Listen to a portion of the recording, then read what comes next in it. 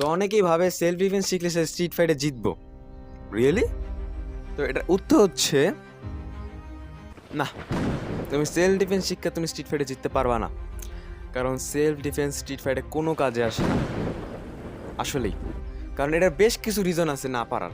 তো ওই রিজনগুলো আমি এখন কমু কি লেগে তোমরা স্ট্রিট ফাইটে সেলফ ডিফেন্স কোনো কাজে লাগাইতে পারবা না, আর এটা অ্যাকচুয়ালি কোনো কাজে আসে না। যেটা অ্যাকচুয়ালি কাজে আসে সেটা আমি তোমার ভিডিওতে বলতেছি। তো এটা অনেক একটা গুরুত্বপূর্ণ ভিডিও, ঠিক আছে? যারা মনে করো স্ট্রিট ফাইট সম্পর্কে বা একটু কম জানে তারাও একটু জানতে পারবো। আবার স্ট্রিট ফাইট সম্পর্কে অনেকের একটু কনফিউশন আছে, যে মানে অনেকে এই কনফিউশনে জড়াই আছে, ঠিক আছে? তো এটা আজকে আমি পুরো খোলাসা করে দেবো, ঠিক আছে? তো স্ট্রিট ফাইট হচ্ছে আনপ্রেডিক্টেবল, ঠিক আছে? তো কখন কোথা থেকে যে হামলা হইব, ঠিক আছে, এটা বোঝা যায় না। আর স্ট্রিট ফাইটে মনে করো তোমরা যদি সেলফ ডিফেন্স শিখো, সেলফ ডিফেন্স, ঠিক আছে?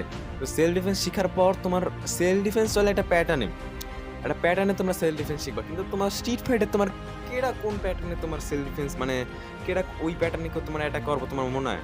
তুমি ওই প্যাটার্ন জীবনে ইউজ করতে পারবে না। আর মনে করো ওই জায়গায় মানে সেলফ ডিফেন্স হচ্ছে একটা মানে নিয়ন্ত্রণ, একটা একটা পরিবেশ লাগে বা একটা এনভায়রনমেন্ট লাগে। ওই এনভায়রনমেন্ট তুমি ওই জায়গায় পাবা না, একটা প্যাটার্নে চলে, ওই প্যাটার্নে তুমি ওই জায়গায় পাবা না। তো তোমার মানে সেলফ ডিফেন্স একদম ফাও।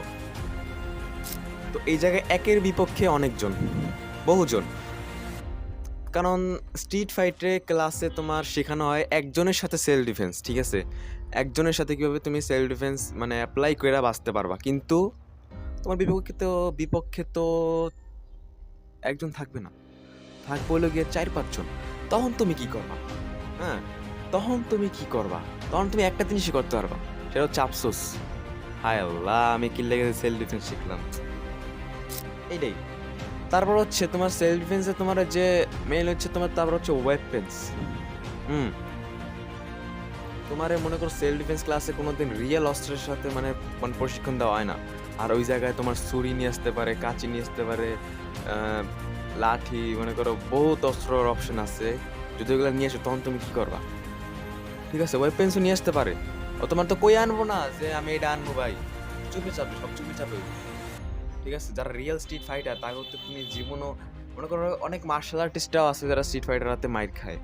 হুম, অনেক মার্শাল আর্টিস্টরা আছে।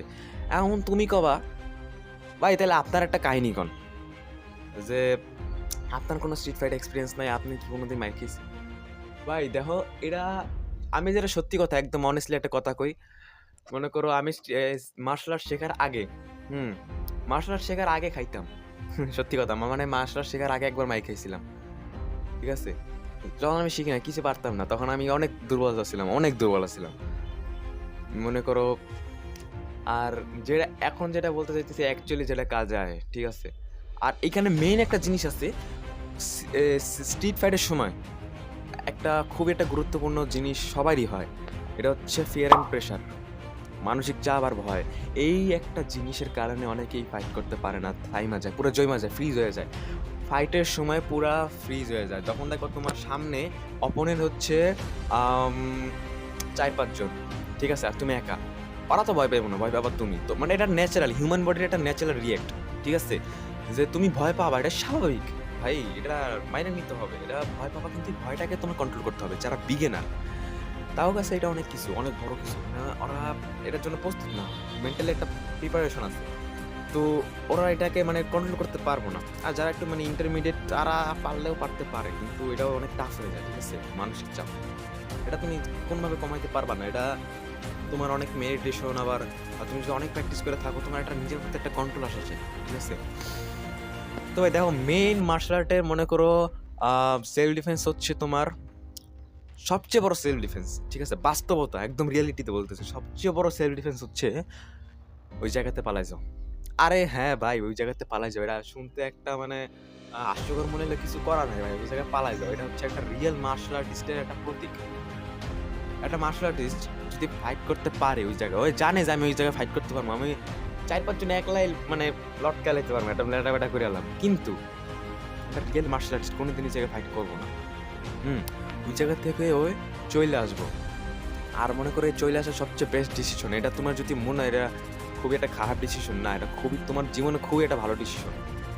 এখন যদি দেখো যে কোনো পালানোর কোনো ওয়ে নাই, মানে কথায় হইতেছে না, পালানোর কোনো ওয়ে নেই, ওদের চেয়ে তোমার স্ট্যামিনা কম, যে এতগুলো লোকে তুমি দৌড়ে পারবা না, তখন কি করবা?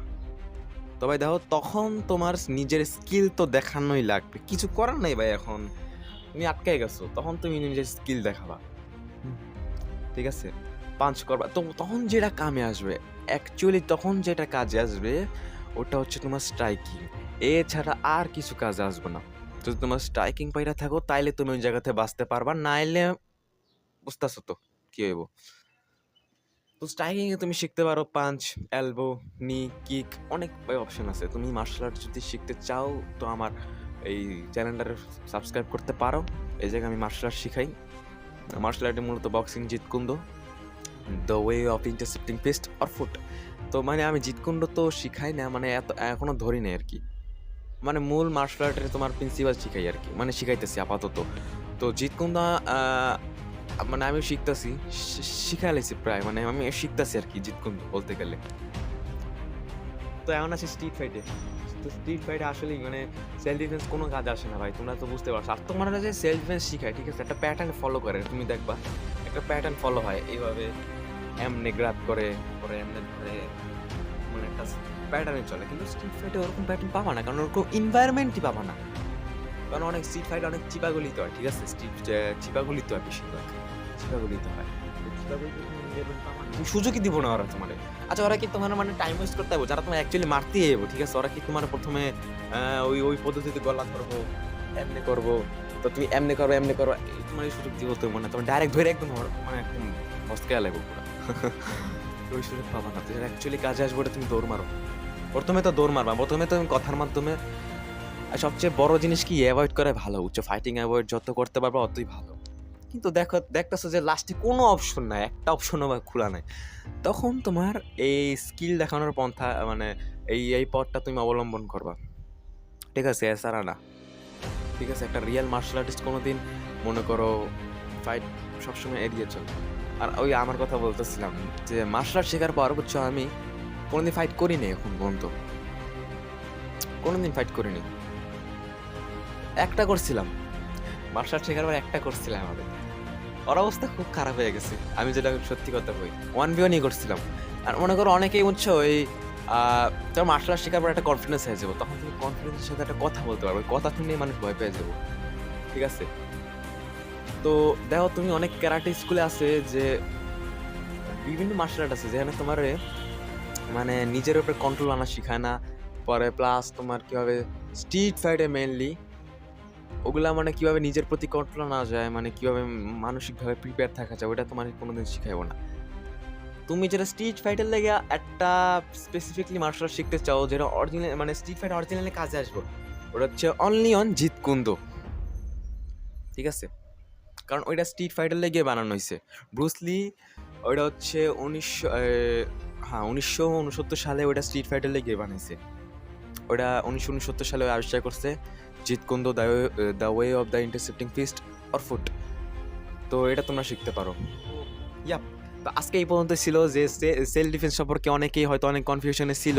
তো আজকের এই ভিডিও দেখার পর তোমাদের কনফিউশন থাকার কথা না। যদি কোনো কনফিউশন থাকে বাই এনি চান্স আমি যদি কোনো পয়েন্ট মিস করে দিই, তাহলে আস্তে করে কি করবা, নিচে কমেন্ট বক্স আছে, কমেন্ট বক্সে কমেন্ট করবা, ঠিক আছে, আর কিছু করার দরকার নেই। আর তোমাদের একটা জিনিস বলতে চাই, সবাইকে ধন্যবাদ ভাই, আমার চ্যানেলে 2000 সাবস্ক্রাইবার কমপ্লিট হয়ে গেছে। মানে সবাই আমরা সবাই একটা ফ্যামিলি, 2000 জন ফ্যামিলি। কেউ যদি মারতে চায়, ঠিক আছে, এই 2000 জন মিললাম আর মরে। তো ইয়া, আল্লাহ হাফেজ।